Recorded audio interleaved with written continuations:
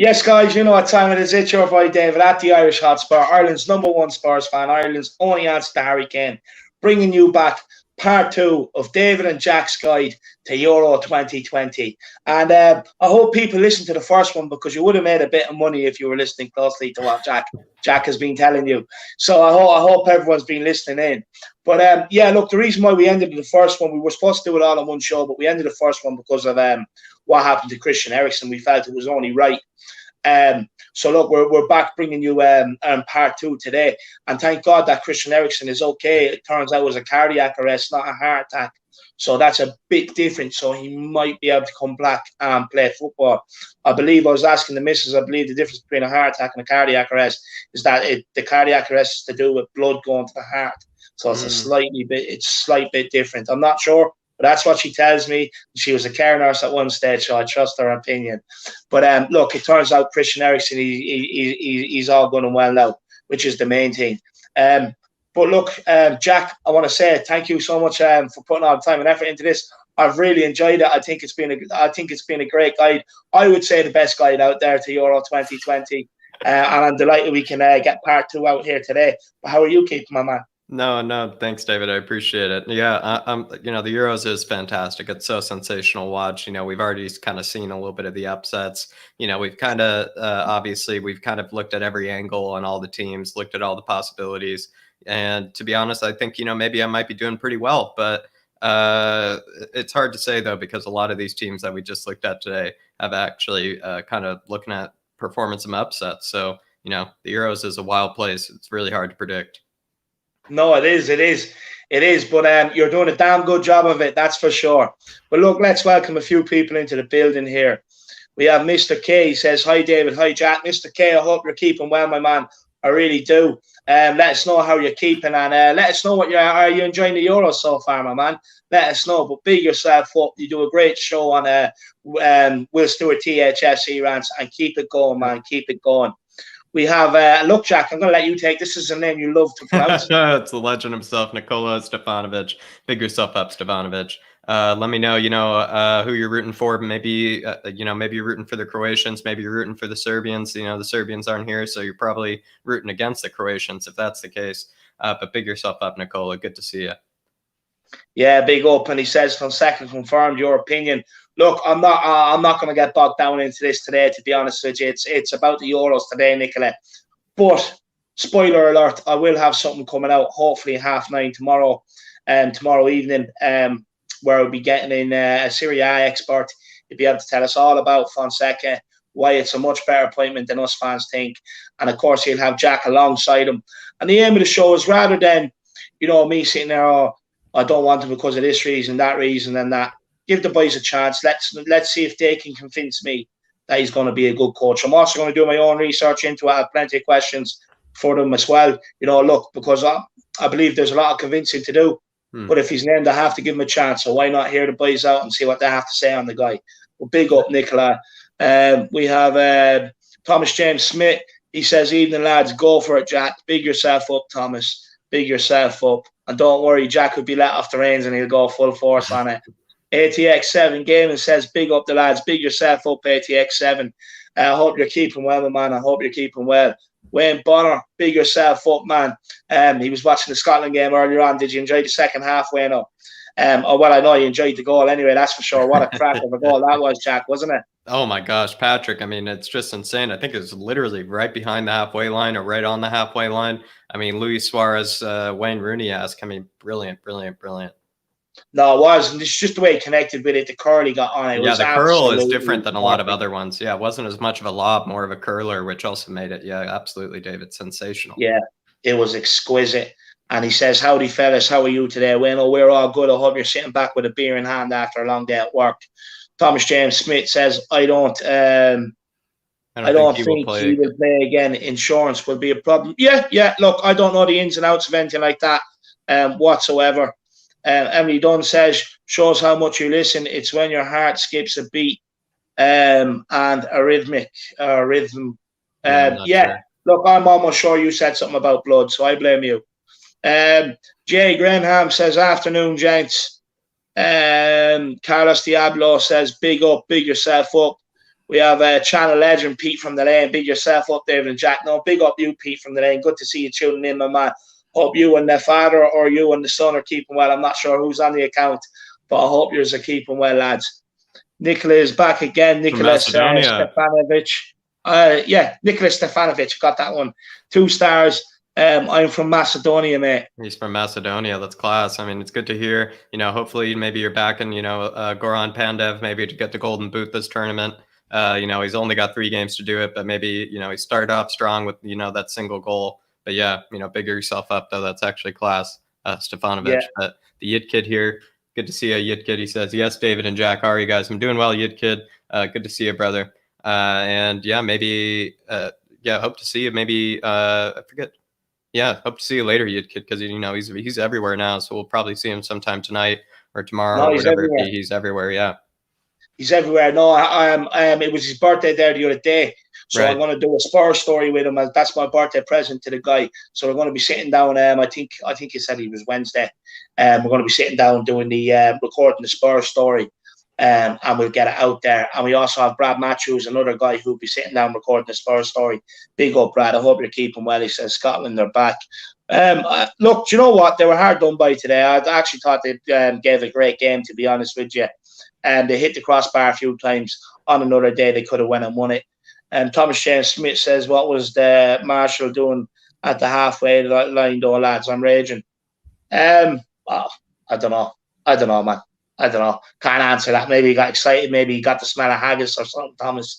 And he went running. Who knows? Wayne Bonner says, a beer. I've got 8 lined up for the stream. Big yourself up, Wayne. Big yourself up, my man. What a legend. We have Muntasir Ali says, the mighty David and Jack making Spurs great again. I need a cool hat like you are wearing. No, look, honestly, the hats are taking off. Bob Spur has one. Danny has one. Will Stewart has one. I'm almost sure Matt will be forced to get one, And look, there's plenty more people. I know people love them. Go and get yourself a hat. So when you're sitting down watching the stream, every stream we do, you're going to have to sit down and have a tub of Ben & Jerry's and one of these hats, and you're a fully fledged member of the army. And if that is the case and that's how you're watching these streams, why not send us a picture and prove it? Send us a picture, show us how you get ready for the Irish Hotspur on a Jack Kanicki stream, and let me see you with the hat and the Ben & Jerry's at the ready. That's what I say. That's what I say. And big up Goguma. He says, hello, David. Hello, Jack. Glad you were back for part 2. Really enjoyed your first breakdown video. No, look, thank you so much. And to be honest with you, I'm not taking any credit for the breakdown videos. Honestly, guys, I'm just a person. I can do the basics. I turn on the camera and I spout my mouth and I spout what I feel, and I just spout my truth. I don't sugarcoat anything.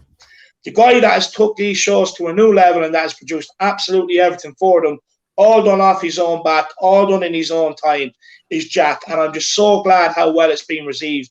Although I knew it, I said to Jack, I knew this was going to happen. I knew it would be received well. But honestly, the credit goes to Jack. He does everything on that side of the aspect, on that side of things. So I have to hold my hands up. That's all Jack's work.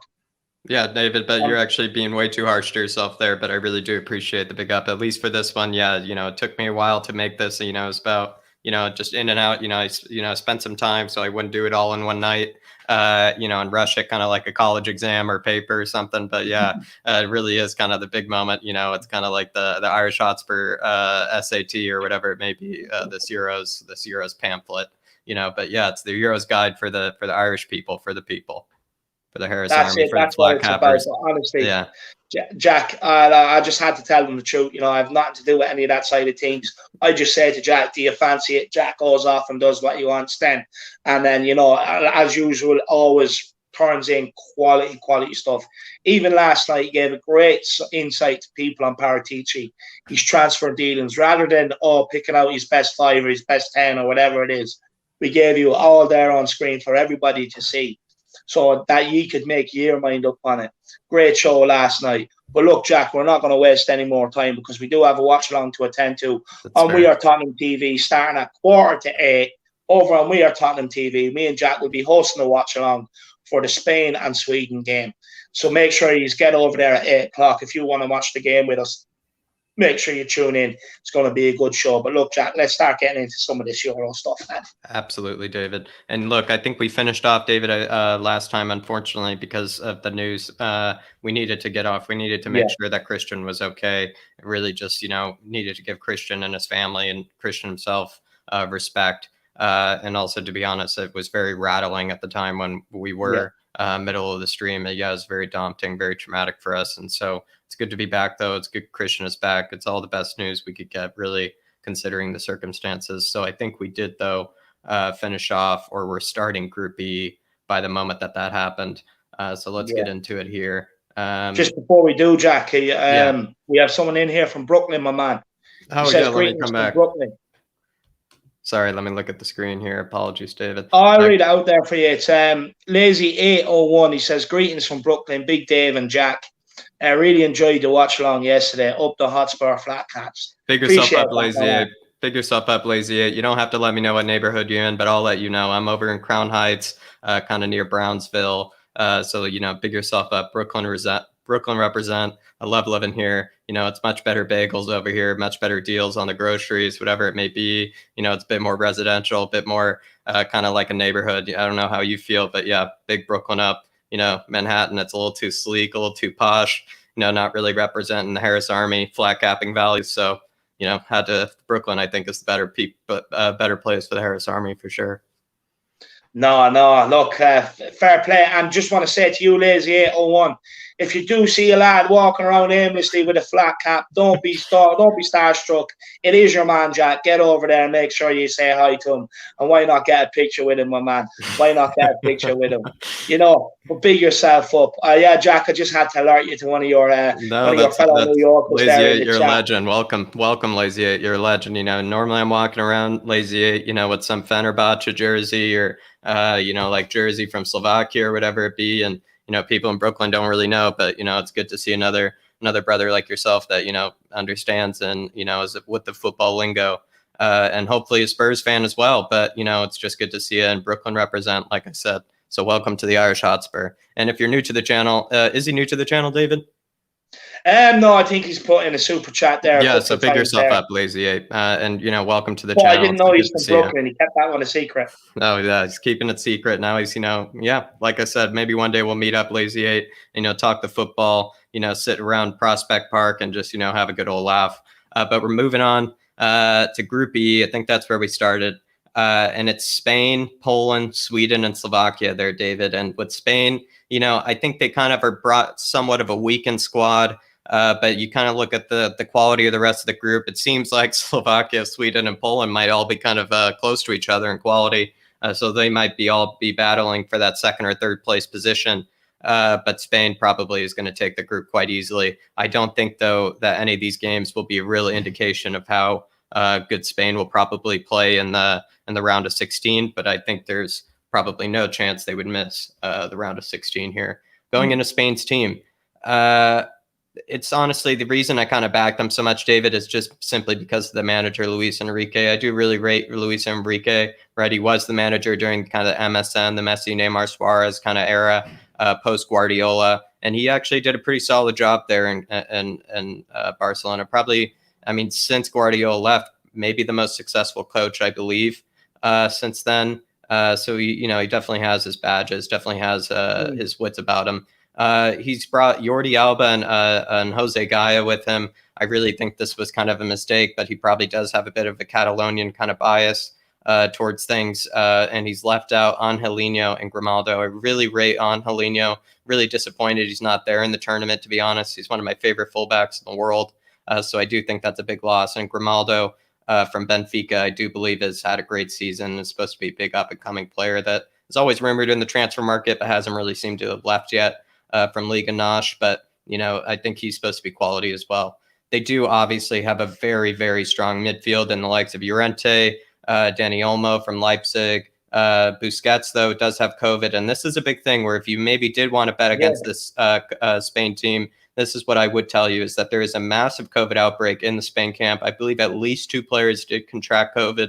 They have a parallel squad playing alongside them. Parallel squad meaning like basically a whole nother like 18 to whatever amount of players that are basically ready and set to go in case too many of the players in the original squad contract COVID. So it's kind of interesting, I would say. That's but mad. I didn't know that. Yeah, it's interesting. I believe also there have been reports from The Guardian that that Spain have been bringing in the army to possibly vaccinate plenty of the players. Yeah. And you could possibly then think about it as they might actually be experiencing side effects from the COVID vaccine. I'll tell you firsthand that there are side effects of it where you do definitely not feel yourself. You definitely do feel feverish, and there's definitely no way to avoid it. Nobody's superhuman, and there definitely would be some type of ramification or some type of maybe drop in form, or who knows how it would transpire. But definitely kind of a very interesting thing to consider in case you wanted to bet against Spain. But considering the quality of the group, I have them going to the quarterfinals. And that's also because I do believe their route, even when they make it out of the group, is actually quite easy. So I do have them going to the quarterfinals. They've had incredible form in the Euro qualifiers, the World Cup qualifiers, and the Nations League. Just incredible form. They look like a great team. Gerard Moreno, obviously that guy from Villarreal, 30 goals in all competitions this season. That's the guy who you might be looking at. Oyarzabal from Real Sociedad. That guy's a real baller, really good with left-footed, left winger. Really, like I said, incredible midfield. They do have obviously a good back line, a little typo there with Laporte. But yeah, I mean, there's a chance that this team could actually get punched. They called up for the Spain squad, Laporte.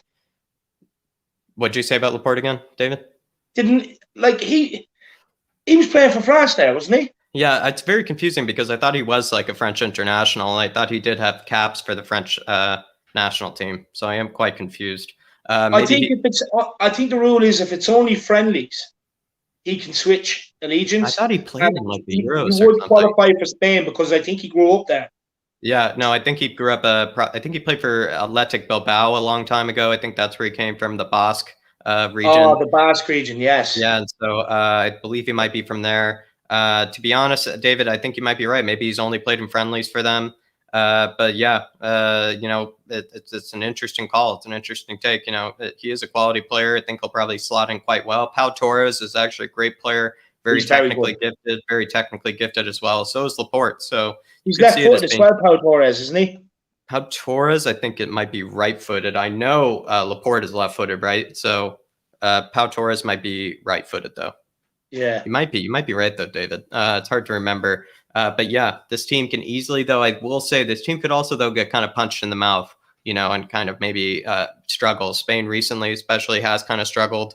They haven't exactly lighted too many teams up in the tournaments recently. They did get knocked out by Russia, if we can remember that, in the World Cup. So, who knows? Really, who knows? It's a very aging squad, much older squad than you might think. But it's also a very new squad, and there's plenty of new players that don't have a lot of experience that might actually change things. It's really hard to say, but I definitely have them going to the quarterfinals just because of the quality of the rest of the group. Moving on to Poland here, who obviously are 1-0 down, I still believe, right, David, too? Yeah, still Slovakia. 1-0 down at halftime. Very disappointing, I will say. With Poland, they have a very new manager, and this was kind of why I kind of was backing them, but Paulo Sousa, someone who's obviously not from Poland, but supposedly maybe could have offered maybe a bit of a manager bounce with kind of this horrid form that they had kind of going into the tournament. But, it seems to maybe not be working. The manager bounce might not be as true with the international stage. They have a very aging defense in the likes of Kamil Glick there, Kadziora, Rebus, and also they have one player from my club in Berlin, Hertha Berlin, Pekarik, who they've been having play this game. He's very old. He plays for Slovakia. Sorry, I mixed him up. But yeah, very old Polish defense. And really, they're only going to be relying on 2 players, and that's going to be the likes of Piotr Zielinski and Lewandowski. Piotr Zielinski, believe me, this is a player that Tottenham should be looking at. This is a player Spurs absolutely should be looking at. He's a real baller. He knows how to get in between the lines with beautiful passes. I would say actually even more audacious and even more flair than Dele Alli. In my opinion, this guy loves a good meg. He loves to embarrass players. He loves a good outside the foot pass. just love to be able to, just change the game and kind of flip the game on its head. He's created 3.92 shot creating actions per 90 in the Serie A and 0.82 goal creating actions in this Serie A, which I believe is the best in his position. He gets about 0.46 nutmegs per game, which is actually well below. Well, I mean, it's 99th percentile, I believe, for his position. So he's, every other game, he's just getting a nice little cheeky nutmeg through a player. He's a real baller, I would say. And it's pretty much their entire success is dependent on Zielinski and Lewandowski. But you could back them just simply because these two players alone are incredible. And if Poland maybe pull it together here and are able to get a goal back, you could see that maybe Lewandowski and Zielinski could click together and maybe pull off a second or third place position in this group and make it to the round of 16, which I think would be a huge success for them. But it's hard. Some people say Lewandowski doesn't show up in the international tournaments for Poland. I mean, it could be true just simply because his teammates can't meet his level. But, he's fresh off literally beating the most unbeatable record you could probably think ever, 40 goals in a Bundesliga season. He finished with 46 goals in all competitions. He's just an absolute, he's just basically one of the best strikers of our generation. So you can't ever doubt him. Yeah, it's really hard at this point. If he gets a chance, he'll put it away. If he gets a chance, he'll put it away. But maybe looking at the form now, you probably might be looking at it as maybe a third place finish in this group still, maybe an advancement to the round of 16. But now looking at maybe where they are with Slovakia, I would say third place finish, maybe no advancement on points either. It's not looking too good for them. But let's say they pull it back. I would say maybe, they could get that third place finish still and move on. Yeah. What do you think? What are your thoughts on Poland there, David? Look, Jack, looking at this game here, the first half, I've just been watching highlights here because I didn't watch all the first half. I don't know, man. They're struggling. Like you said, with the old defence, I think the longer the tournament goes on for these guys, the more they're going to tire, the more they're going to be got at. Yeah. And look, if you're relying on just two players to kind of get you the goals, and unlock a defence is going to be a huge ask because we've seen that at times with Tottenham. Yeah. You can just press that side of the pitch completely and it makes your game a lot easier. Well, all you have to do is break up that link-up play. Yeah, I'm not convinced on Poland. I don't think they will get third spot, to be honest with you. On Spain, yeah, look, I can see them getting out of the group. Beyond that, I don't really see them doing much, to be honest with you, outside of that. But look, I haven't seen Spain play yet. I'll probably make that judgment tonight. But just what I'm thinking now with Spain, they're going to get out of the group, though. I think they have a chance to win the Euros. Definitely not. Would you tell anybody in the Harris Army or any of the flat cappers out there that, maybe it's not a bad idea to bet against Spain, given the COVID, given kind of maybe it's a different squad than, years past? I mean, would you say that this might not be a bad team or a bad group, maybe to bet against Spain? I would. Look, once they get out of the group, depending, I'm not sure who they can get, but if they get out of the group, I would back against Spain. Look, not having their leader, Sergio Ramos there, big call. That's a massive, massive call. And then you have the added thing of the COVID, the extra players in and around 18 ready to go. The army's supposed to be coming in with vaccinations. Do the players want the vaccinations? So close to games, knowing that there's side effects. That's when you usually want a player like Sergio Ramos to kind of, pull everyone together and focus on the task in hand. Yeah, I'm not convinced by Spain going into this Euros. I think even the second jab, David, is also around like semifinals or something like that as well. For the Spain squad. So if they were to make it to the semifinals, that's also when they would get their second jab, which would be basically the worst of the side effects from experience as well. So yeah, very strange situation there. It is. And Killian Kenny, big up Killian Kenny. I hope you're keeping well, my man. There's your annual shout out, lad. I hope you're keeping well. I really do. And big up Priyash, big up Mac. And yeah, Cody Mack's in the building as well. We have Matthew Collins in the building as well. Goguma's still here. Wayne Bonner's still here. Kid's still here. So big yourselves up. Look, we're going into a team now that I don't know why, I've always had a soft spot for. I think it's because the likes of Zlatan Ibrahimovic, Right. Kim Kallström. I think I've always had a Yeah. bit of a soft spot for Sweden, so I'm looking forward to this one. Yeah, absolutely. Yeah, with Sweden, with Sveriga, I believe is how you say it in Swedish.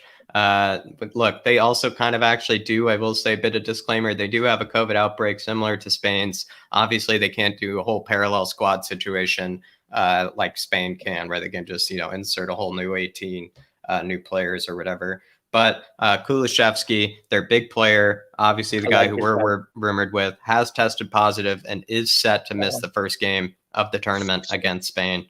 They do have, though, a lot of, let's say, I would say just a lot of the more complete starting 11 than Poland. Obviously, they don't have necessarily the star power that Poland does in the likes of Robert Lewandowski and Zelensky. But then again, you would maybe say that the whole 11 that maybe they have here is a bit more quality. But I would say similar to Poland, the defense is maybe not so convincing, and the defense is a bit more on the aging side. Lindelof is, kind of like Bednarek, kind of the younger player in the squad that's, maybe of the better quality. I would say Lindelof is a different player than even Bednarek is. Bednarek is more of a no-nonsense player. Lindelof is kind of the center half that, build out play, look to play the right pass. But, sometimes for his country, Lindelof can be quite quality. But yeah, similar defensive issues there. Also, I would say similar quality of squad to Poland. Olsen, kind of like Fabianski, plays really well for his country. Definitely can improve his form there, always for the country. But then they have the likes of Emil Forsberg, who's definitely their kind of creative force. Play off the left, cut inside. Very brilliant for Leipzig for all these years. Also has been really great for his country. I think it's Emil Ekdal, who's played, in every league from, I believe, Serie A to Spain to Germany to England, if I'm right. But yeah, I think he's played mostly in the Serie A, though. Good player.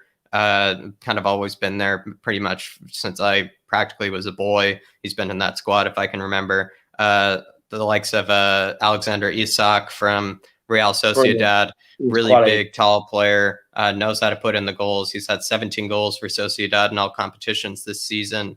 They have Jordan Larson on the wing there from Spartak Moscow. I think he's supposed to be... That's Henrik Larsson's son, the great Henrik Larsson. The great Henrik Larsson's son? I didn't know that. Yeah, I didn't know that. Thank you, David. Yeah, that's incredible. Yeah, he's from Spartak Moscow. 15 goals in all competitions. Definitely can't write that off. He did move to Rome at one stage, did he not? Henrik Larsson? No, the Jordan Larsson. Did he not move to Roma there not so long ago, and now he's out at Spartak? It's hard to know, David. I think he did, yeah. I think he moved to Roma, and now, like you said, he's out at Spartak. That's mad. I wonder what happened to his career at Roma. Yeah, interesting, David. Then Marcus Berg, though, from Krasnodar, he's supposed to actually be a great player, so I've been told. He's all right. He's all right. He's a bit average. Or like for Sweden, he's kind of like, been the one that's always partnered right next to Zlatan in the past. Marcus Berg, but he plays for Krasnodar in the Russian league, kind of Russian legend over there, 12 goals. So on paper, Sweden squad looks a little stronger than Poland, and maybe looks a little stronger than maybe some might have expected. And also there's kind of this rumor, some believe that, the squad has actually performed better or does perform better without Zlatan. Zlatan won't be there this tournament, unfortunately. So maybe they actually might have a bit more squad unity, a bit more, I don't know how you say it, but like a bit less of individualism in the squad, and they might be fighting and playing for each other. But the loss of Kulishevsky, I think, is a huge deal for them, and I think it'll be harder for them to replace that than maybe some might think. Yeah, look, I rate them maybe a bit higher than Poland's squad, but maybe also at the same time, like I think they probably might fall victim to Spain unless they were to defend really well against Spain. They might fall victim to them, and then they have a really big game where they need to win the next game after that. So it's really hard to know. They have a good tall team, a good strong team, very strong players. They have potential for maybe making it out of the group like they did last time in the World Cup. Who knows? Prediction, though, for me, I would say they could get second place. Maybe they could seal that up after what's happening to Poland right now, and maybe a round of 16. Yeah, look, last time we played Sweden in the Euros, we actually drew with them in the group.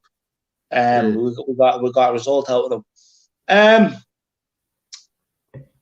Look, for me, I like Sweden. I'm going to be a bit biased here. Look, I think if they could get Kulilevsky back, the guy that plays at Juventus, he'll be back for hopefully the next 2 games of the group. Right. You have Larson, you have Forsberg, you have Isaac up front, very good player. I really like him, a bundle of energy as well. Sweden, I think they will be tight enough defensively, to be honest with you. Yeah, they've been good there. Look, I think they're going to have a decent Euros. I think they will get out of this group. I think it's going to be a big ask for them to beat Spain tonight, but I do think they'll beat Poland, and I think they could beat Slovakia as well, if not get a draw. So they have every chance of getting out of this group, in my opinion. And like I said, I really like Sweden. They're a team I really like. Cody Mack says he can't wait to see my reaction or what I'm going to do when England get knocked out. Look, Cody, I like the way you said when they got knocked out, because look, everyone from the outside in knows, it's inevitable. It's going to happen. One thing I do want to credit them for is they actually kept the lid on the arrogance. Usually it's out 3 weeks before the tournament. They kept it on last night. They've done their hardest. But as soon as they scored, all came flowing out in abundance. 3 weeks worth. They couldn't wait. They couldn't help themselves. They couldn't, right? And look, let them have their day. Let them have their week. It's going to get worse as the group stage goes on. They'll beat Scotland. They'll win. They'll get a point or something off the Czech Republic. Maybe beat the Czech Republic. And then all of a sudden the football's coming home. I believe after winning yesterday, you already sent your man to start engraving the trophy. England Euro 2020 winners. It's coming home. It's coming home. It's here. We won 1 game. It's ours. That old mentality. And look, just to say, when they do get knocked out, believe me, it's going to be absolutely fun. It's going to be fantastic. And I know I get a lot of this. Where's Ireland? Look, we're not there. But one thing I'm definitely not doing is backing the old enemy. Definitely not backing the old enemy. So, just purely because of the ego and everything alone and the arrogance that's bubbling over now, when they do get knocked out, Cody, it's going to be a great day. But it's not only going to be me. The Scots are going to have a nice giggle at them. The Wales are. The whole of Europe, to be honest with you. Everyone's going to have their little giggles. So it's going to be fantastic, Cody. It's going to be absolutely fantastic. Look, I might even write them a little song. Do you know what, Cody? They love to make songs before they come into tournament. Every tournament, there's a stupid little song. And they're the only nation that does it. The only nation that does it, but they get this stupid little song. What we need to do is every time they get knocked out, we need to reverse that tradition. We need to create them a song every time they get knocked out. So I think that'd be better, Cody. What do you think, my man? Let me know. Maybe me and Will Stewart can get together, get the vocals out there and create a song for them. But look, as you know, Cody, it's coming home. They've already won it. I don't even know why me and Jack's sitting here doing this today. No need to go into any other team because they've won it. They've won it, Cody. They've won it, lad. What can I say? I know Brian Daigle's sitting there, he's probably fuming right now. But Brian Daigle knows. I just want to get this clear. It's not that I hate them. It's not. It's just they're my enemy. Everyone knows how I feel about Arsenal. So, it's not my fault we're all Spurs fans and we're all from different countries, but everyone knows how I feel about Arsenal. So I'm gonna do the same now, when it comes to international football. But that's what it is. Look, to be honest, I don't even like the Welsh either. I prefer the Scots, to be honest with you. At least there's a bit of a Celtic connection there, Celtic blood. I don't even like the Welsh, to be honest with you.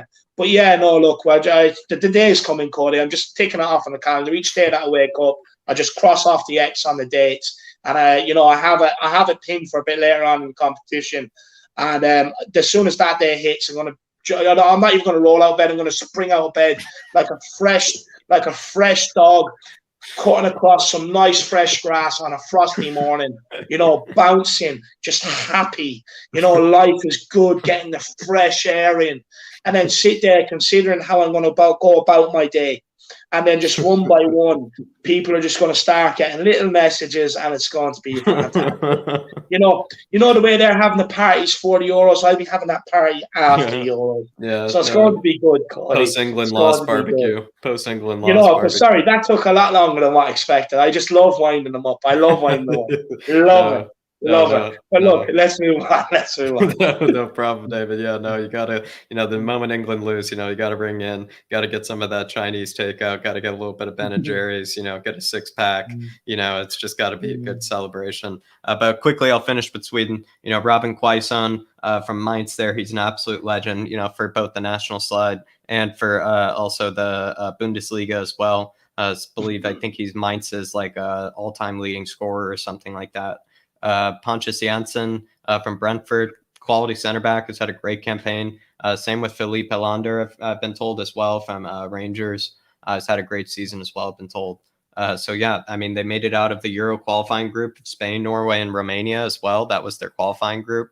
So maybe Sweden have a lot of momentum and potential behind them and could maybe lock up the second place position easily. But it is 1-1 with Poland, and maybe Poland can pull off a win here and actually put a lot of pressure. I believe it was I didn't see, it was number 8 on their squad. Might have been Lanetti, from what I'm guessing. But I'm not so sure. Not one of the 2 big guys though for them, or Zelensky or Leva. Just quickly, Jack. We've rattled a few cages, so we have they're sitting there shaking the bars. Here we have one. We've gone fishing. We've reeled him in. It's Mr. Daigle, and he says, "The Irish Hotspur. How are you doing? Or how are you going to feel if if England go on to win it?" Look, Brian, they're not. They're not. They're not. This is the thing. It's every tournament. You go into the tournament. It's ours. Why is everyone else turning up? Now why are we just giving these guys participation medals? Let's just walk in. It's ours. We own it. It's the Euros. It's ours. We're going to win it. Same as the World Cup. Only to be sent home. Only to be sent home packing, waving at the airport. Every other country coming together, just waving yous. Singing "You're going home. You're going home." Even Gareth Southgate. Southgate, you're the one. You can send them home. Southgate, you can turn me on. That's what I'm talking about, Absolutely love it. Absolutely love it. No, but it's all good banter, though, in fairness. It's just a bit of banter. That's all it is. But look, I'll keep going fishing every day. I'll keep baiting up the rod, sending it out, seeing who we can get. I'm getting a lot of attraction on it lately, especially on Twitter. It's brilliant. I'm just sitting there fishing all day, and I'm loving it. I'm loving it. But look, Cody's having a great time. Cody's having a great time.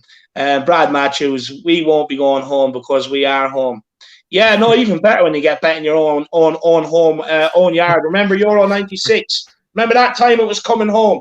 Oh, they got to the semi-finals. It's coming home. But you know what? It's even better when you let them get to the semi-finals, Jack, because it's like, you give them all that hope. It bubbles over. It descends into chaos. They're going ragged everywhere, jumping everywhere, throwing beers up in the air. It's coming home. It's ours. They're grabbing each other, screaming, tears in their eyes. It's ours. Forgetting that there's 2 more games to play, the semis and the final. And then, just as you let them go 1-0 up in the semi-final, it's perfect. Let them go 1-0 up. They're all sitting there going crazy. And then next thing, boom, 2 goals, send them home. And like I said, just waving at them on the plane. Ta-ra, ta-ra. It's brilliant. It's brilliant. Absolutely brilliant. So it's even better that it's at home this year for them because, you just let them get to the semis. And then you just look. They don't have to travel far to lose, David. They don't have to travel far to lose. It's better to just lose get at in home the car, sometimes. drive back to London, drive to Manchester. We don't even have to fly you. So it's good. It works out, to be honest. It's save you a dollar, save you a pound. Yeah, lose at home, save you a pound. It's a good economical way. Yeah, when it's coming home, might as well lose at home. Yeah, I completely agree with you, David. But look, Slovakia, the team that is 1-1 right now with Poland. Maybe a bit of a hipster neutral team. If you got nobody to back, maybe this might be the one that you want to. They're already kind of stirring up the pot a little bit here against Poland. They're playing a bit of silky football. They have one of my favorite players from Hertha Berlin in the past, and Andre Duda, who they have playing up top against the almighty and eternal Marek Hamšík. But look, Slovakia, it's really hard to know what they make of this team. They have some players that obviously play in Europe's top 5 leagues and are absolute legends, and the likes of Dubravka, who I've always rated as a great keeper. Skriniar, obviously the player we've always been going after, and practically Serie A's best center back. Marek the eternal Marek from Napoli, now played in the Chinese Super League, then went over to Sweden to kind of get some caps, some game time before playing in the tournament. I believe he's been playing up top today alongside Judah. So they went for a little bit of a different formation. They went for kind of like a 4-4-2, I believe. But Lobotka is very kind of, I think he plays also for Napoli. I think he plays for Napoli, Lobotka. Kuchka, very famous Serie A center back, almost kind of one of the, kind of like a cheap man, Slovakian Roy Keane, loves a good 2-footed tackle, very aggressive.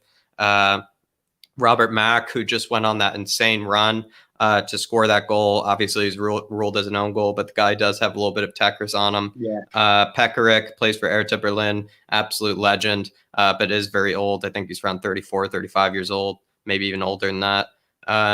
Yeah, I mean, Darius, I forget who he plays for, but is kind of a bit of a Slovakian legend there. It's difficult to say. I mean, this team, they've got some notables in the like of Duda, Kuchka, Hamšík, and Skriniar, but they also really lack in quality as well. But they could be a good team. Marek Hamšík might, put in a good banger, and maybe now they're looking very defensively solid. So yeah, who knows? They might frustrate some teams. What do you think, David? One thing with Slovakia that I've noticed, like Ireland have played them a few times. They're very difficult to beat. They're just very difficult to beat. Sorry, it's just it's just the English are getting to me. Look, they're very difficult to beat. They're very difficult to beat, and they know how to nick a goal. So they're not the easiest to beat, but I do think if they come up against some of the bigger teams, if they do get out of the groups and come up against some of the bigger teams, I do think eventually they'll probably be bet 2-0, maybe 3-0. But a good chance of getting out of this group, especially if they can get something out of this Poland game. Yeah, it all depends on this game. I still wouldn't put it beyond them, taking this 2-1. This game is here for either team now. But Slovakia, I don't think you're gonna see any major upsets from these guys, to be honest. Yeah, interesting. I absolutely agree, David. Just to recap, I went with Spain in the first place position, taking all. Probably might finish with 9 points personally. Poland here, I might back Poland to actually maybe take the points here. I probably am jinxing them. I always jinx the teams that I back. But yeah, I'm going to say Poland maybe finishes with. I say they finish with 6 points in the group there. Sweden might also finish with possibly, who knows? They might finish with 6, but I would say they finish with around 4. Slovakia, I think they probably don't. Maybe they finish with 1 point at the end of the tournament. I think that's what they're hoping for, is maybe to upset either Spain or Poland here or Sweden, just at least get a point at one of those games, and they might be able to hold their head high. But David, what do you think? Yeah, look, I'm going to go Spain to top the group. Me personally, I actually think Sweden will come second. I don't doubt you. I ultimately, I'm going to be wrong. I think Sweden have a better chance, but I think Sweden have a better chance, but I'm just going to back my polls here and think that they actually might pull something out here. Yeah, they could. But look, for me, I do think Sweden probably have the better squad. They do. On that basis, look, Poland, trust me, these guys, when they're together, they will fight. They're so proud to play for the country. It means everything to these guys. And they do have some good players, like you were saying, Zielinski. Lewandowski knows where the net is. He's probably, if not the outside Harry Kane, the best striker in the world. Obviously, Harry Kane is the best. But look, I'm going to go Spain, Sweden, and if Poland to go third, do I think Poland will get enough points to get out? I don't think so. Yeah, I don't think so either. If whoever gets third place in this group, I don't think we'll have enough points. But yeah, interesting pick, David. I absolutely agree. I do think Slovakia will actually take some points off of someone. Might be Poland in this game, might be Sweden in their game against Sweden, could be Spain, but it looks like Slovakia is capable of frustrating somebody once this tournament and maybe ruining somebody's party. Group F, the group of death. This is one. I'm gone a little delusional here. Going against what everybody thinks. I am back in Deutschland. I am back in Die Mannschaft to take the group here. Really, obviously, it goes against my convention. Do you have a bit of German bias here, Jack? No, absolutely. You'll even see it in the slideshow, David. You'll even see it in the slideshow. Huge German bias here. I do always back Die Mannschaft. Personally, I really don't think they'll probably get first in the group. If I'm really being honest, I could see them getting third and probably not even advancing on points. That's what everybody's saying. But maybe we'll get into maybe why. Maybe that might be possibly off point. But then again, yeah, this is what I have. Germany taking first, Portugal in the second place position, France take third, Hungary fourth. Interesting. Germany. Yeah, Germany. This is a group where, yeah, my bias will undoubtedly come into play. With Germany, with Joachim Löw, it's really, a lot of people are saying, right, he's the manager that, got them, that embarrassing World Cup exit, but he's also the guy that also won them the World Cup prior to that. He's one of the most successful international managers in history. He's had more semifinals. He's had more semifinal appearances, final appearances, and major tournament victories than any England manager since 1940, or I think since all the English managers since 1940 combined, or something like that. So sometimes when people do kind of write him off, it's like he's practically won more things than any English manager combined in history. For their side. So, you got to put, as Jose would say, you got to put some respect on the man's name. But he is a bit of a nose picker. He is a bit of a weirdo, sometimes on the touchline. He doesn't seem to have... Sniffer as well. He is a bit of a ball sniffer. I don't rate him as a person. But I do rate his football mind. And so there is a chance that, right, a lot of the players, are realizing this is his last tournament. He's been an absolute legend for this team, and they might just, pull it out for him and, possibly, be very cohesive, very unified. And the big thing about Germany is, that's why they're called the team. It's not about individuals. It's about the team. It's always been a team. It's always about how they link up, play together, how they use each other. It's never been about one guy in that team. That's always how that squad has worked. And if that principle falls into play, that's why they have the most semifinal and final appearances and second most World Cup and Euro wins in history. Is just simply because of that reason. When they do link up, when they are, seeing each other and using each other in the right ways, they are pretty much always the best team in Europe. But look, you go into it, they have incredible creative power. It's not really as much the all-in-out goal scorer here. Supposedly, they might go with a much younger, very pacey lineup up top, in the likes of Gnabry, Sané, and Werner. The one thing you could say about that is that will terrify a lot of defenses, and just that all those guys can get in behind. All those guys know each other very well from, I believe, their youth years together, so they know how to combine each other. They played with each other a very long time as well. So, yeah, that could be a little scary. Gnabry is also, I think, supposedly on incredible form for the national team. It's like something he's already scored 20 or something, 5 goals and 35 appearances or something for Germany. He's practically, on a whole different level of form when he plays for Germany. So that's the other thing as well. So I think they will have him lead the line. Timo Werner, Timo Sitter.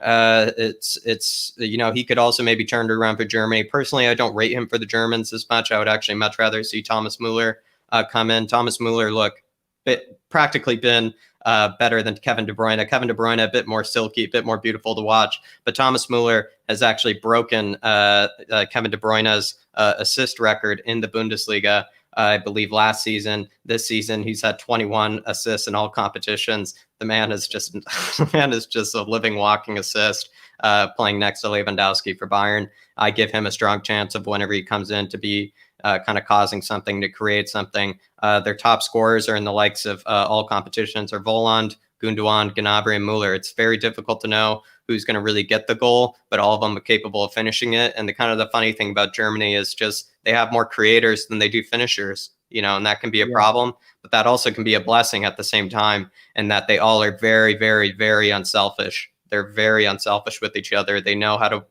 find the right position. They know how to make the goal, sometimes more of a tap in than a harder finish, but that also has hurt them in the past. Sometimes I don't think they have a bit of decisiveness, a bit of selfishness sometimes in their side.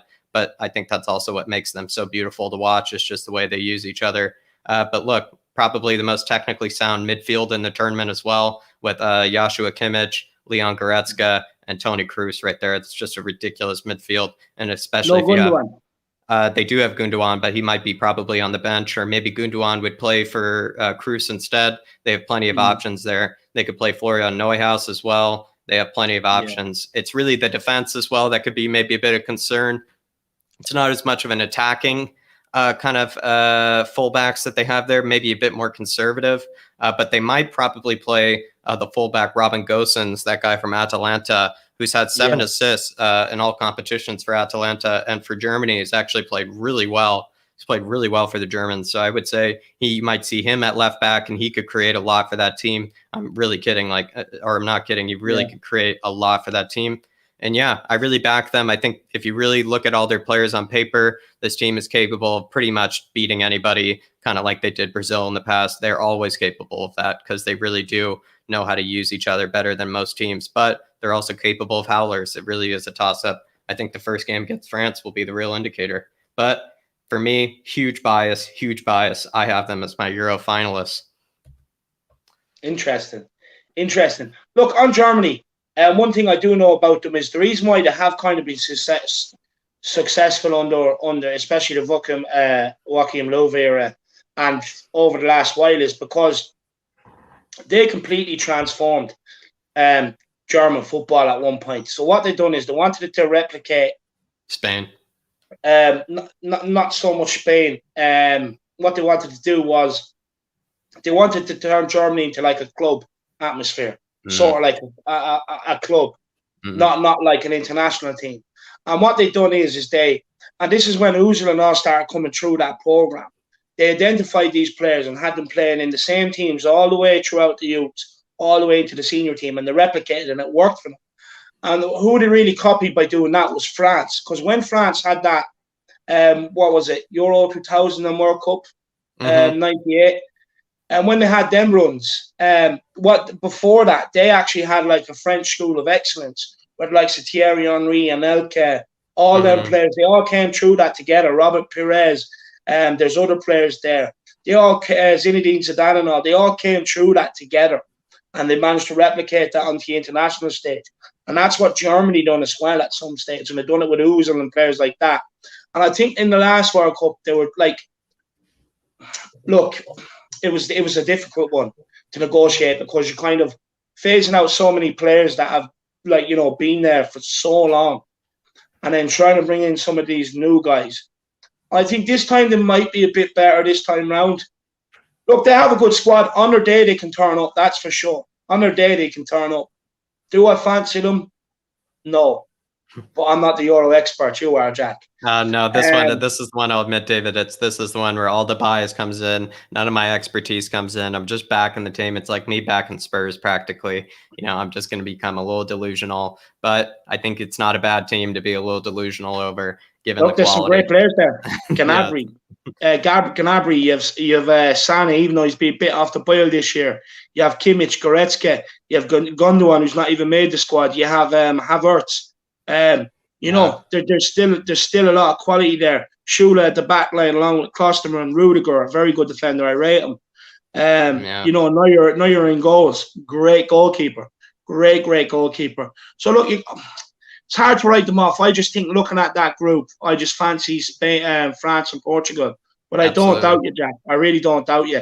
And Bob Sport TV with a super chat says the name Gnabry still sends shivers down my spine. The German consistent mentality is something to be in awe of. Love you, lads. Yeah, look, Gnabry. Yeah, I didn't want to bring up that day when we got thumped by Bayern 7-2. But thanks for that, Bob. I appreciate that, my man. Thanks for making me speak of it. But yeah, no, he does. He sends shivers down my spine. And big up, Bob. I really do appreciate that, man. And I hope the young lad is all good, man. Hope the young lad is all good. But yeah, let's crack on, Jack. Yeah, and like I said, everybody, that's the one team where I'm absolute bias comes in totally into play. And I think the reason the bias is even heavier is because pretty much the common consensus seems to be that no one is backing them to get out of the group or backing them to get second or first. So might as well. Skriniar, what a legend. 2-1 up Slovakia. The Slovakians. On a volley, you said. Yeah, I'm a little behind. I'm watching it. Or a centre back. Jeez, he put it right through the only gap there Oh, was. low finish as well. Yeah, class. Well done, Skriniar. So Yeah, that's well done. 2-1 Slovakia. But look, we'll crack on here. Big up. All right, Portugal here. Fernando Santos, the guy that brought them to won the Euros last time. He's a real legend for this. I think maybe you might get the double, might get the Euros double here, which I think would be absolutely sensational. Yeah, Portugal, they're my team to get the winner to win the tournament. You look at this kind of starting squad here, or you kind of look at even just like some of the squads that they're capable of fielding here. It really is a team that gives you a hard on. To be honest, it's unbelievable.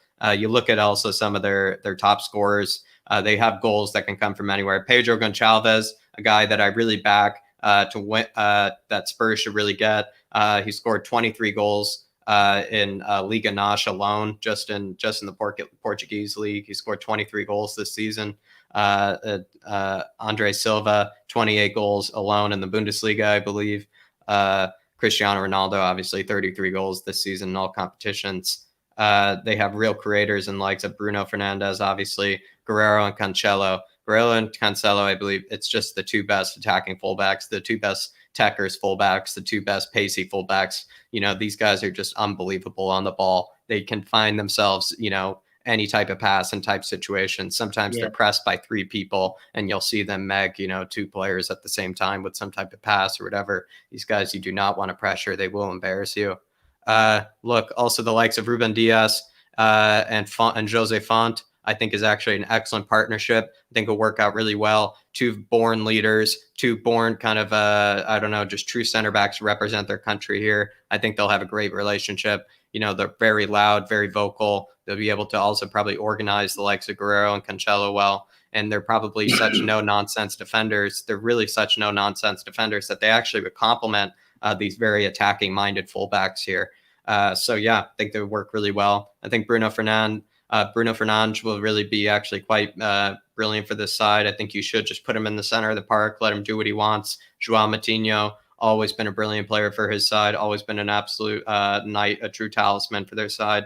And then with Cristiano up top, I mean, who's to know with Cristiano? I think what makes Cristiano different this year is everybody's always wondered, could Portugal make the squad that can meet to Cristiano's, talent level, that could meet Cristiano at his level? I think what makes it very different this year is this squad is honestly has so many players that honestly are almost above Ronaldo's level at this point, that Ronaldo has to meet them at their level. And I think that's what makes it different. I think Ronaldo can't have as much of an ego around his teammates this year. I think he has such good teammates around him that he's actually probably going to be really up for it. And he's not going to be as much of a, maybe an attention drawer, or as much of a, he might be a bit, maybe he probably will still be just as brilliantly selfish as he always is. Love his selfishness in front of goal, but you might think that he might just be a bit more on it because some of his teammates around him are practically just as good as him at this stage of his career. So you really look at it, I think they have a strong chance of at least finishing first or second in this group. I think there's no doubt about it. They definitely have probably the best starting 11 without really any debate. I think they really also are probably the most technical squad. This team probably will have the most scintillating type of attacking formations and kind of attacking patterns like Germany probably. But yeah, absolutely back them. Their goals galore with this team. Plenty of goals from anywhere. Plenty of their subs that they can put in when they're looking for a goal are going to be plenty capable. It's a real incredible team. David, I have them as my winners. Also, last thing down here, Renato Sanchez, a player that we've all forgotten about. He's had an incredible title-winning season with Lille. He could also come into the side and have another incredible Euros. I mean, really, David, what do you give this team's chances? Yeah, look, with Portugal, a lot of people are kind of saying maybe defensively, centre-back area, they don't have it. Look, obviously, I think that's going to be an area where I think some of the bigger teams will look to exploit, as maybe Jose Font or if Pepe steps in. But one thing I will say is, I know there's a lot of people saying about, the age of the centre back there. Obviously, look, Diaz is world class, so he's going to help them out. He's going to be the legs of that operation. But look, with Ronaldo and having Font there, it's experience. It's that wily old head, and every team needs one or two of them. Every team needs one or two of them in their camp and in their starting 11, because when the game and the going gets tough, you need the one or two people that have the experience, the nous, and the know-how to calm everyone down around them and focus on the job in hand and just keep going, keep trying and giving it your all. Honestly, I really do tip Portugal. I think this could be maybe Ronaldo's last competition. He might want to go one time for the World Cup, but it's definitely his last Euros. And for me, he's definitely going to want to sign off with a bang. So I wouldn't be surprised to see a rejuvenated, a revamped Ronaldo, because with Ronaldo over the years with Portugal, he's kind of been left to create a lot of chances himself and try and take them himself. This time round is different. Just stay up in and around the box, wait until the ball comes to you, or we'll get the ball to you. You can try one or two things, but there's plenty of other players that can create for him. So it's going to be a very interesting watch Portugal are. But for me, I think they'll definitely get out of this group. I think they have more than enough. I don't think the age of the centre back will be too much of a problem, because I think Portugal will end up having a lot of possession in these games anyway. So look, for me, I think for me they could be my winners. Yeah, beautiful. Yeah, completely agree with you, David. I just think they have every type of. I think, maybe the only weakness some maybe say is the center back, but then you could also look at it, like you said, David, the other way around, as someone who's a true leader in that side, someone who will actually organize everyone, someone who actually lead by example, and the same way up here, up top with Ronaldo. Obviously, an incredible midfield, obviously incredible fullbacks, obviously plenty of goals to come by, not just from Ronaldo this year. They have goals from anybody. Whoever's in that side is capable of scoring a goal, from Cancelo to Guerrero to Ronaldo. All of them are capable. So that's what I think also makes this team very dangerous. Anybody on that field can just, maybe cut inside and have a hit from 30 yards, and all of them would probably have a good chance of making it. They really all are that brilliant. But moving on to somebody else's and plenty of other people's favorites is Le Bleu, or Sacre Bleu. It is France and L'Equipe. And they do say, it's everyone's tournament favorite, so why not bet against them? That's my thought about it. As Didier Deschamps, I don't really rate him as a coach. I think he's actually maybe a decent coach at actually just winning games, but he doesn't do it in a pretty way. I think if you think, Jose doesn't win in a pretty way, you definitely would find Didier Deschamps does it in an even uglier fashion.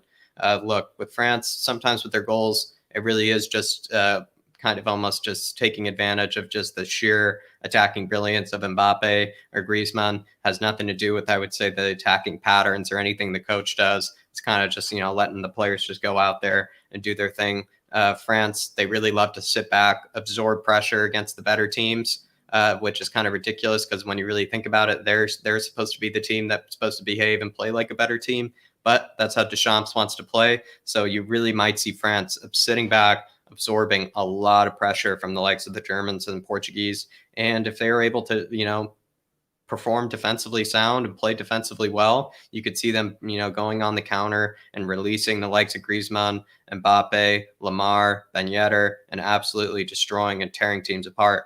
But if that's not the case, if they don't have that down, if they aren't able to sit back well and absorb pressure, maybe like they might think they will, and they actually do get broken down and, fall victim to those kind of attacking patterns, right? Those little tiki-taka patterns of the Germans and of the Portuguese, you could see them actually struggling, because, with teams that sit back, it's just a double standard. It's a two-way street. Yes, they would be able to sit back, and then that means more space to release Mbappe, for Mbappe to take advantage of, the aging center backs, or, the pace that he has. But then you could also look at it as like, it's one of the, the Portuguese and the Germans are some of the last people in the world I would want to sit back against, simply because that is one touch, two touch passing that they can perform is deadly, absolutely deadly. And that's the type of stuff that they work on their whole lives, are teams that sit back against them and absorb pressure. So there's no better teams, I would probably say, that breaking that down than the Germans and the Portuguese. So it could be really interesting tactical battle. But like the Portuguese, I would say, more than the Germans, the French and the Portuguese have goal scorers. They have the likes of Benzema. They have the likes of Mbappe. Benzema will miss the first game, I believe, but he will be back for, I believe, the game against Germany. They have the likes of Ben Yedder, who scored plenty of goals for Monaco. Their creators will probably be Kingsley Coman, Griezmann, or Pogba. Pogba, you could see having a great tournament. But look, It's a very strange squad that he's brought. It's a very strange team that they even field. He fields those very defensive-minded fullbacks and the likes of Lucas Hernandez and Benjamin Pavard. I really rate those two guys. I really love those two players, but they're very defensively minded. They're really good at kind of being defensive-minded fullbacks going forward. But at the end of the day, they're not as attacking minded and not as creative as the other fullbacks of, I would say, Germany and Portugal. So that is kind of a bit of a deficiency there. They're supposedly going where kind of this 4-3-1-2, a bit of a central midfielders kind of dominated park. You could see that also being kind of a bit of a struggle where if you're sitting back in this kind of shape, you could see them getting broken down on the wings here and being really hurt. But who knows? Like, really, who knows? It's just really dependent on how that first game goes, and we'll be able to get a much better look at kind of some of these sides. But perhaps the best talent pool, perhaps the best pool of players in the world to choose from, yet they don't really bring the best squad. They didn't even bring the likes of Kamavinga, the likes of Musa Sissoko being in that squad as a real indication of what this coach thinks about football. That's my last statement probably about them. I personally, with huge bias, with me, back in the Germans here, I have huge bias, but I'm going to actually put France at third in the group, and maybe they'll actually advance on points, maybe for third in the group. But I see them no more than quarterfinalists. I see them getting beat by someone like the Italians or the Belgians in the quarterfinals. Interesting.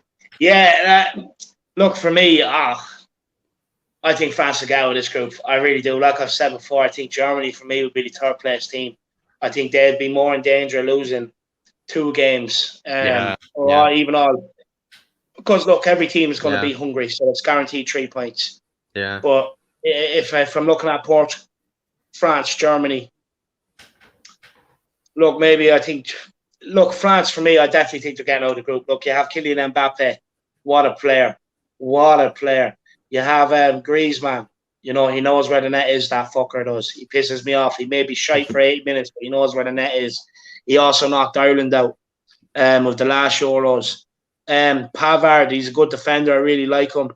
You have is that Kimpembe there? You have Kimpembe, Tolisso, Kante, world class at winning the ball back. Best player in the world at the moment. Yeah. For me, look, I definitely think France are going to get out of the group. Look, they can come across as a bit laid back, at times, but I think there's more than enough quality in this team. I think there's more than enough quality. And the glue that holds it all together is Kante. The guy, he's insane work rate. It's insane. Best player and in the you've world. seen how effective he was in the Champions League final. If he can have a game like that with France, and they have a lot more quality and they have players that know where the net is, I think France will be just fine, to be honest with you. I'm going to go France. Me too, David. Conte is a winner. Conte is a winner. That guy, that whatever team he's been on, that team wins. He wins. He wins. He just wins. Yeah. And Simple. so that is another big thing as well. So with N'Golo Kante, if you got N'Golo Kante on your side, it's even more of a bounce than like a Jackie Grealish. I think it's like an 80% bounce. It's just when you got Kante on the side, your chances of winning are just huge. And the World Cup champions. So they'll be coming into this tournament on a high, and I'm sure they'll want to do the double. World Cup champions. For me, I think they could go. Look, it could end up being a Portugal-France final, in my opinion.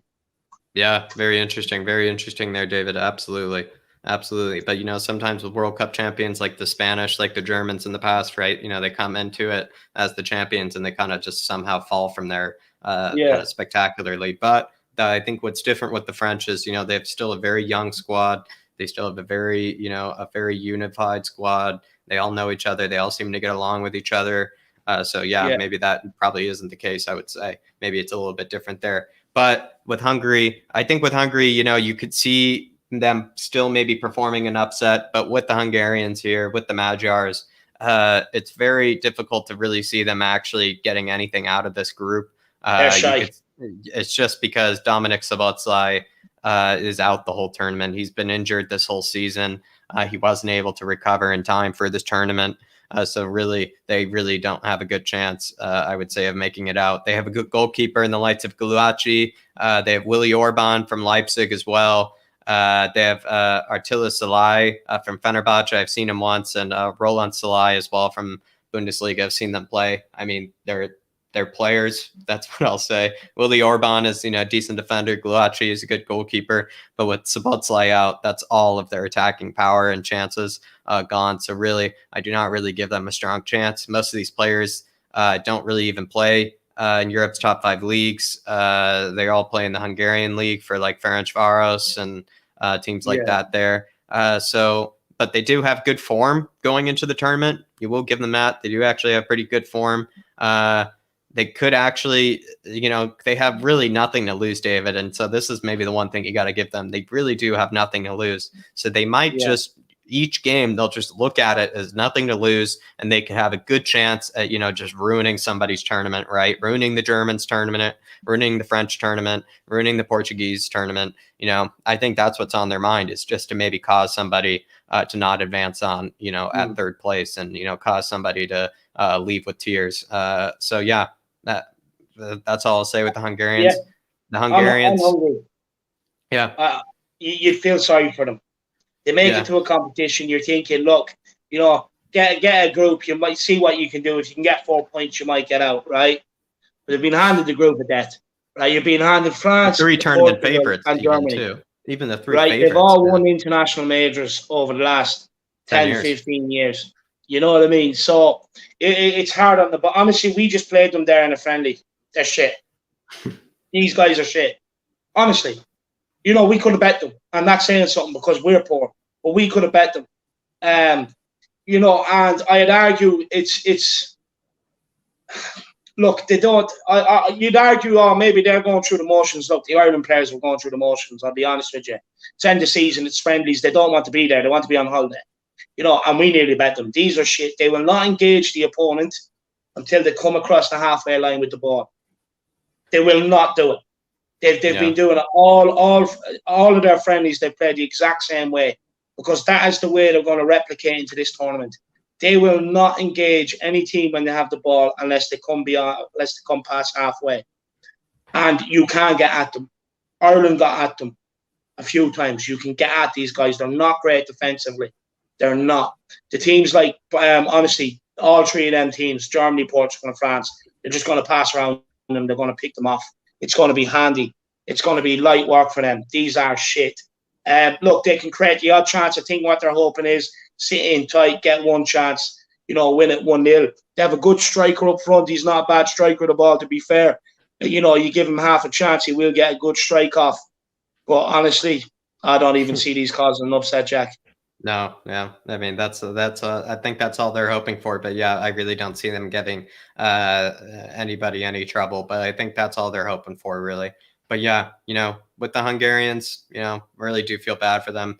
But look, speaking, I think you probably heard it in the episode with the Finnish language, but the Magyar language is actually quite similar to the Finnish language and the Estonian language. It inspired the language, the Finnish language inspired the language from Lord of the Rings, but Magyar is a really cool ancient language, very different from most of the other European languages. So if you're into linguistics, definitely would give it a look. But going into this, these are kind of something I did want to explain. So these are all the games of the entire group stages that I have listed out here. I do want to go through it maybe really quickly with David, just give him just some of his match predictions. So obviously I made this about a week ago. So Italy versus Turkey, I did have Italy winning there. Wales versus Switzerland, I had Switzerland winning there. So messed that up. I think it was a 1-1 draw there. Denmark versus Finland also got wrong there. Did have the Danes winning that. Belgium, Russia had Belgium winning. England, Croatia, I had it as a draw, and it ended up 1-0 to the English. Austria versus North Macedonia, the Austrians win it. Good job there. Netherlands versus Ukraine, I had that as a draw, and it was so close, David. We were so close. Yeah. But yeah, no, the Netherlands took it there. The Dutch took it there. Scotland versus Czech Republic, I actually had as a draw, David. I thought the Scots were could have well been a draw today. Could have even swung in Scotland's favour. Yeah. I can't even remember how many times I've seen the ball hitting the bar. So yeah, that's very true, especially in the first half. You're right, David. So yeah, I had a draw there, so got that wrong as well. Not doing too hot, David. Poland versus Slovakia. I have Poland winning. Not doing too hot there, David. Spain and Sweden, have Spain winning. Who knows? Might be beaten again. Might get egg all over my face here. But yeah, I have Spain winning that. What do you think? Yeah, I'm gonna go Spain to win tonight. I'm gonna go Spain. I'm gonna go Spain 3-1. 3-1. I like it. I like it. I like it. Hungary, Portugal. What are you thinking? I have Portugal there. I'm gonna go 4-0 Yeah, Portugal. I'm gonna go 4-0. I think they give them a good old spanking. I think yeah. Portugal's I got think it their could be the first banking of the tournament. To be honest with you, yeah. that. Yeah, France, Germany. I'm back in Mannschaft. I think with Germany here, I think they could pull off actually a 2-0. I think they would pull off a 2-0 here. I think they'll keep Mbappe quiet. I think they'll dominate the ball. I think they'll have like 70% possession, and then just get two kind of squeaky goals. Yeah, I'm going 2-0 to the Germans. What do you think?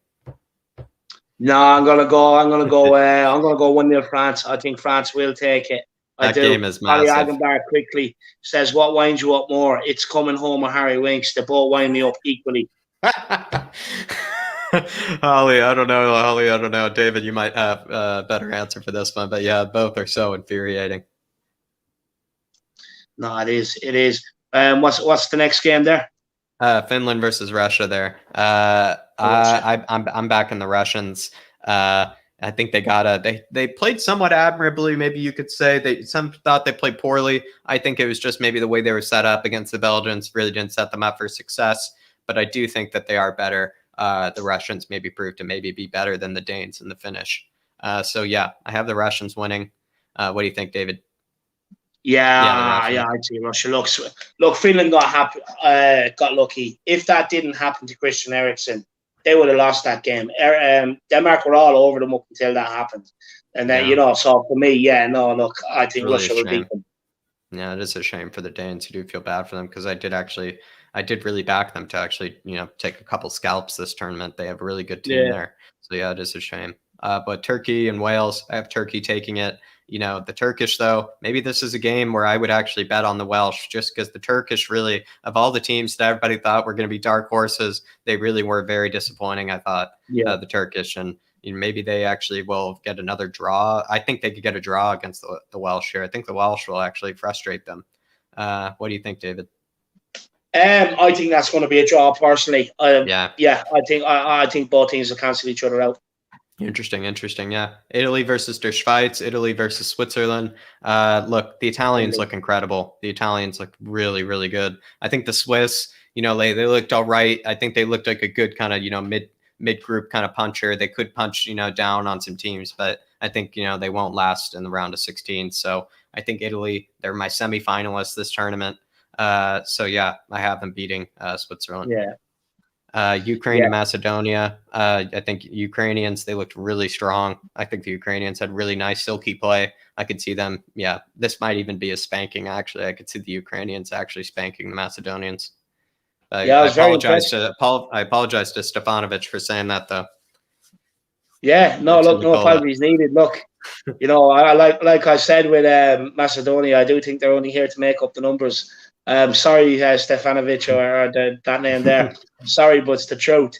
Ukraine, I was actually very impressed with against Holland yesterday. Some silky one-touch football.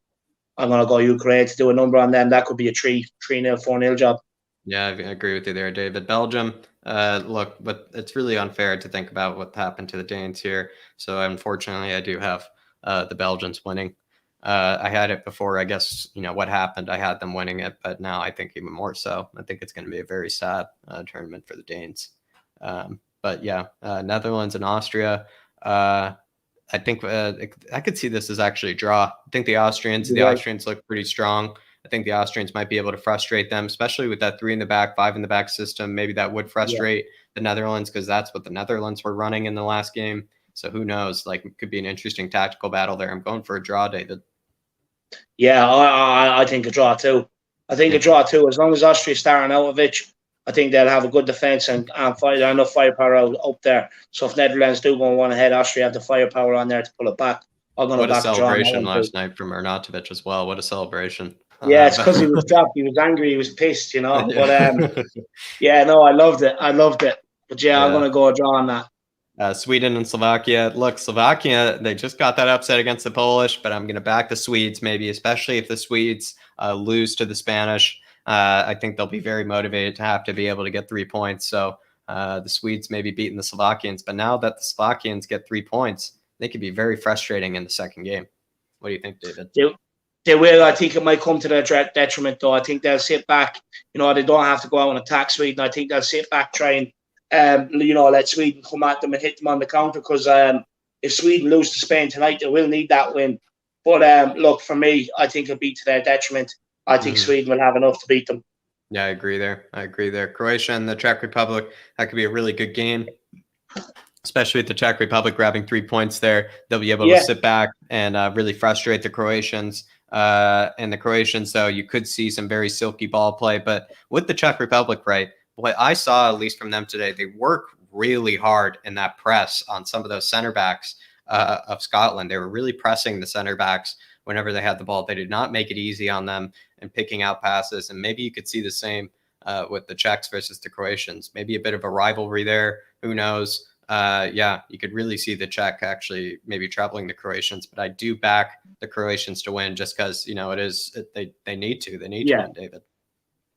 Yeah, I'll go with Croatia to win that. I think they'll have a point to prove. They'll be revved up. Look, Czech Republic, very good going forward today. Defensively, not so great. Scotland, like I said, Scotland hit the crossbar a number of times. They had some chances as well. So, yeah, I'll go with Croatia to beat Czech Republic. Yeah, interesting. That is true, actually. In their center back positions, the Czech didn't look so great. England and Scotland, I have this as a draw, David. This is pretty much the Scottish World Cup. This is pretty much all they've ever lived for.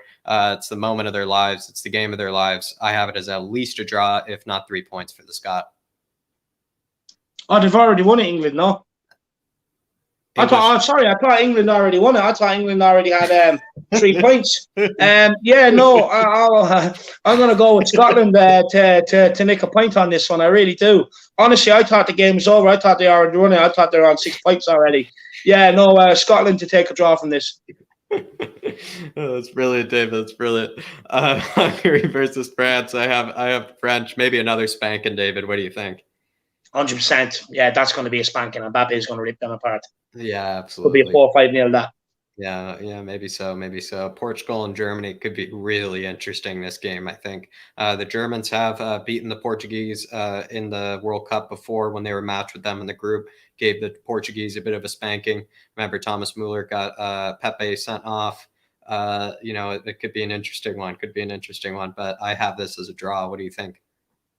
I think you could be right, but back for Portuguese. I'm going to go Portugal. I'm going to go Portugal, to be honest with you. Love it, David. Love it. I do think Portugal and France will finish on 6 each, with Germany finishing on 3.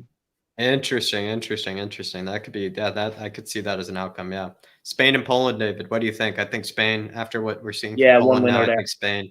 Yeah, I could see Spain taking it. Yeah, only one winner there. Poland losing to Slovakia today, their competition may as well be over. Awesome. Honestly, Spain will win that. Yeah, the Polish definitely letting me down, very much letting me down there. Definitely was backing them to maybe have a better tournament than some thought, but yeah, maybe letting me down. Italy and Wales, look, like I said, the Italians, they're my semifinalists. I do see them beating the Welsh, but maybe it might be a harder game than they think. Who knows? Could be a spanking. I actually say maybe the Welsh will hold their heads high and probably only lose maybe 1-0, 2-0.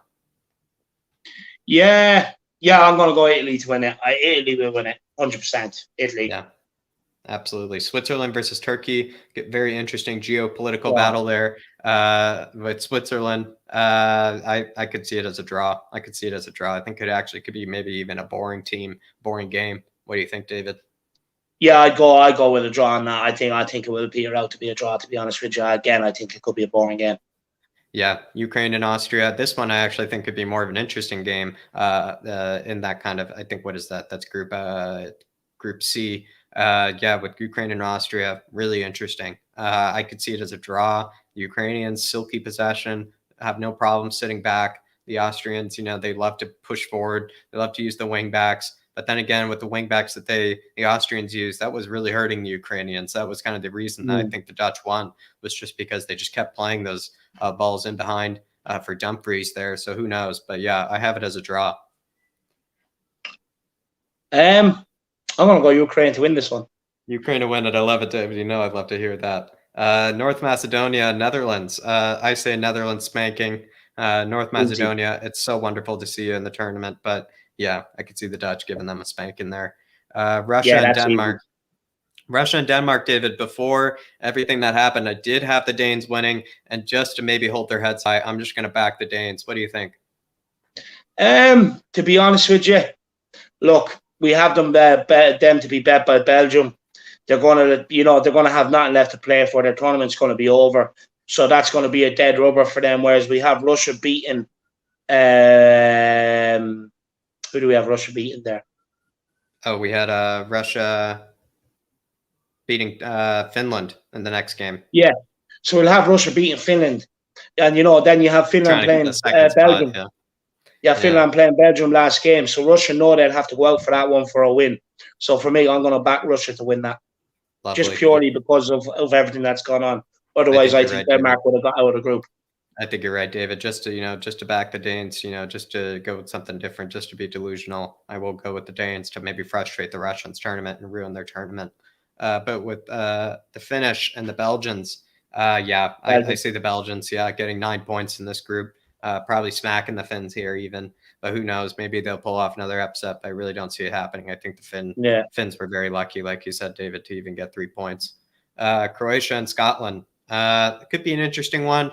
I do see the Croats though, maybe possibly maybe just outclassing the Scottish here. What do you think, David? It's going to be interesting. Scotland take a point off England. They'll have every chance of getting out of this group. Yeah. So for me, it could come down to that game. If the winner of this game comes out second, I wouldn't write Scotland off when they're back or against the wall. I do think Croatia might potentially win it, but I would not be surprised to see Scotland win it either. Interesting, David. The team with Artie who has 3 points, the team that would be playing in England in their final game. What do you think, David? Czech Republic versus the English. Will this be the team that might frustrate the English? Oh no! Apparently they've won that one too, Jack. They're already in the knockout stages. They have 9 points. That's right. Yeah. No, they've already won it. There's no point in me giving a score prediction because it's already won that. 1 second, I'll just turn that off.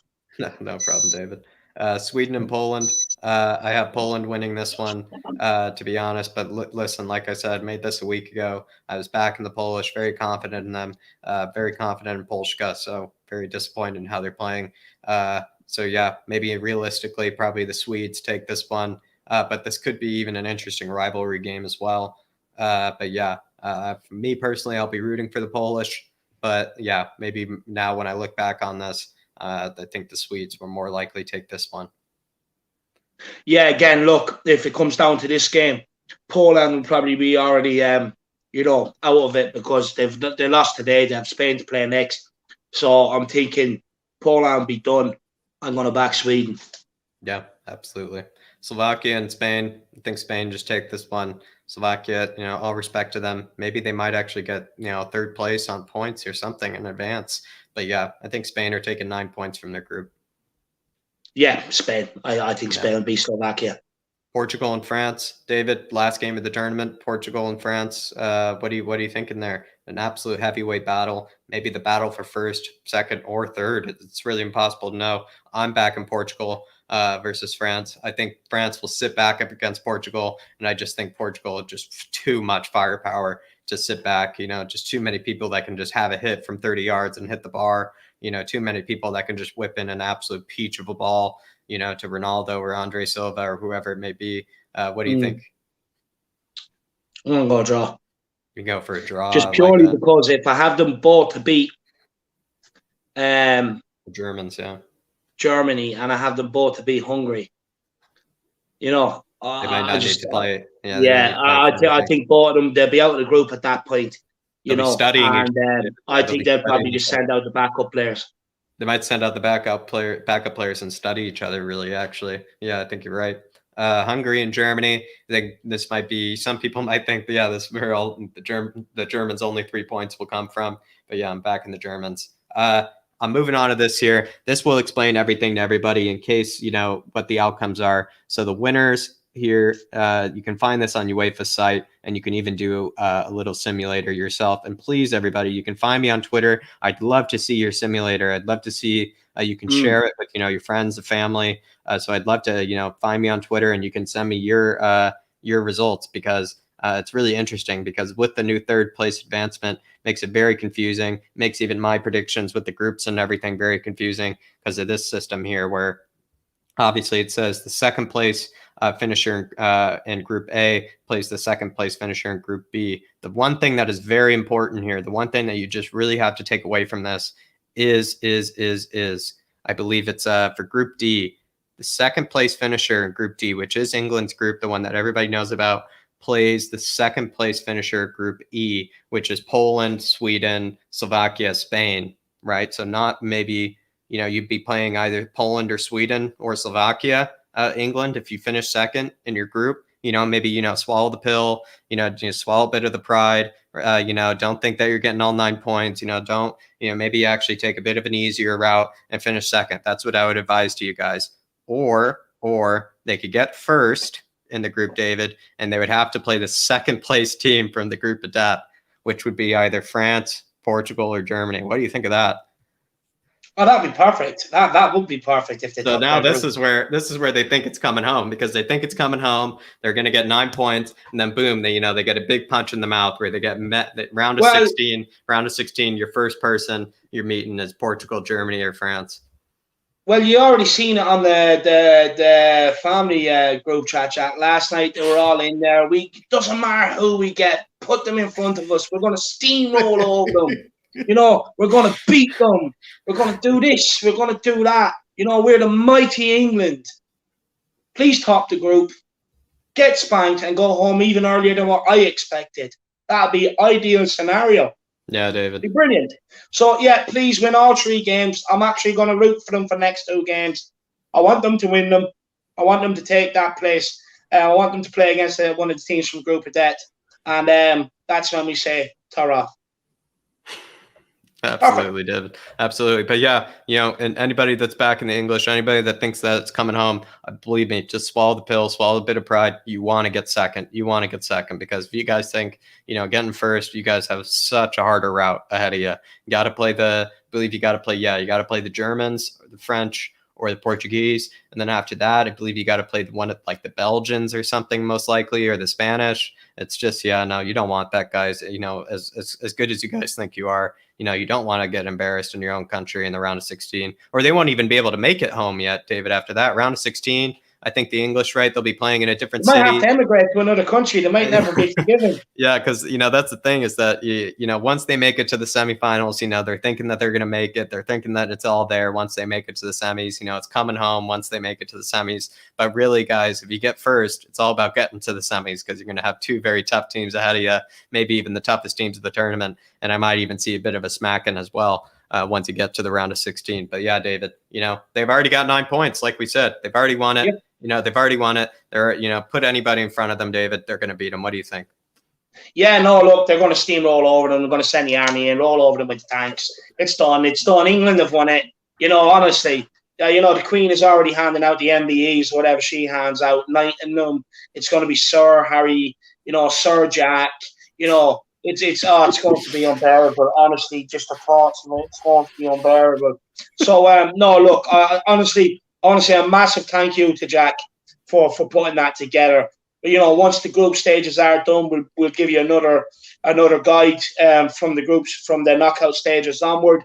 But to be honest with you, I don't know why we bother, because England already won it. It's coming home, so there's no point in doing any more content. It's done. It's over with. They've done it. They've lifted it. You have Sir Harry, Sir Jack, Sir Pickford. You know what I mean? It's all over the shop. They've done it. They've won. They've already sent in the stencil, David. They've already sent in the stencil into the trophy designer, to the welder. They've already sent in the stencil to the welder. Apparently, all the tattoo parlors are fully booked. They're getting the tattoos. You're 2020 champs. It's done. It's over with. I don't know why any other team even bothers trying to qualify for the tournament, because once England qualify, it's theirs. So I don't know why anybody even bothers participating, because England has won it. It's come home.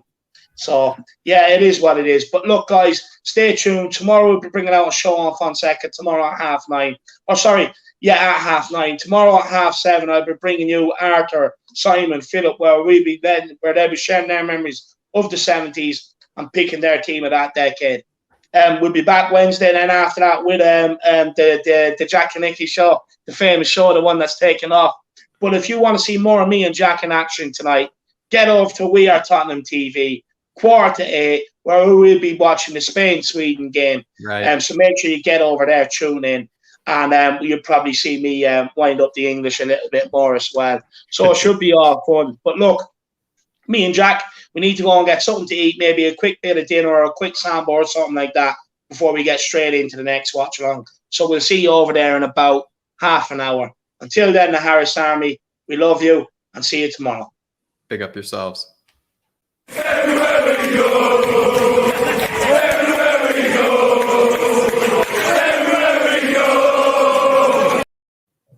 Wrong intro.